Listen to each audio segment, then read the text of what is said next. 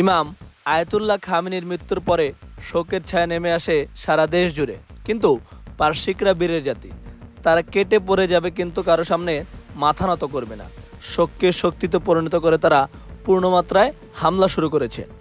Ayatollah খামেনির সাথে মারা যান সেনাপ্রধান, গোয়েন্দা প্রধান ও পররাষ্ট্রমন্ত্রী সহ মোট 40 জন নেতৃত্ব স্থানীয় ব্যক্তিত্ব।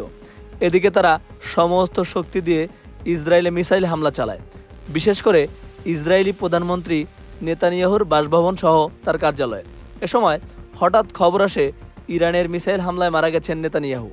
বিভিন্ন সামাজিক যোগাযোগ মাধ্যমে ছড়িয়ে পড়ে নেতানিয়াহুর মৃত্যুর সংবাদ। মুসলিম বিশ্বে বয়ে যায় এক নীরব আনন্দ। তবে এ ব্যাপারে ইসরায়েল অফিসিয়ালি কিছু জানায়নি। বিভিন্ন সূত্রে খবর পাওয়া যাচ্ছে নেতানিয়াহু বাংকারে অবস্থান নিয়েছেন এবং নিরাপদে আছেন, তবে এটা অনিশ্চিত নয়। তাই অপেক্ষা করতে হবে নিশ্চিত না হওয়া পর্যন্ত। বিভিন্ন সামাজিক মাধ্যমে যেসব ছবি ভেসে বেড়াচ্ছে, বিশেষজ্ঞরা বলছেন এগুলো এআই দিয়ে তৈরি করা। লাশ না দেখে বা অফিসিয়ালি ঘোষণা ছাড়া নিশ্চিতভাবে কিছুই বলা যাচ্ছে না। অবশ্যই আমাদের সাথে থাকবেন, আমাদের চ্যানেলটা সাবস্ক্রাইব করবেন। আসসালামু আলাইকুম।